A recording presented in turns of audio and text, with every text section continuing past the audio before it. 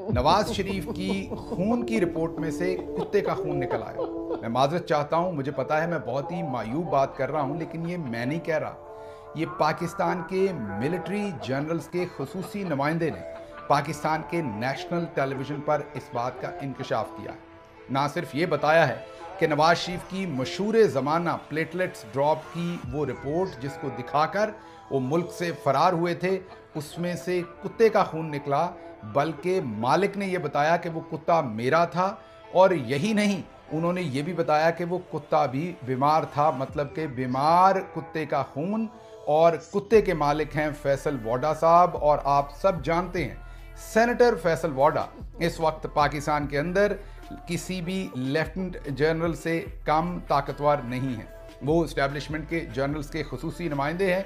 जो भी कोई बड़ा टास्क होता है, सुप्रीम कोर्ट के जजेस के ऊपर हमला आवर होना होता है या कोई भी और बड़ा टास्क होता है, उसे फैसल वोडा अंजाम देता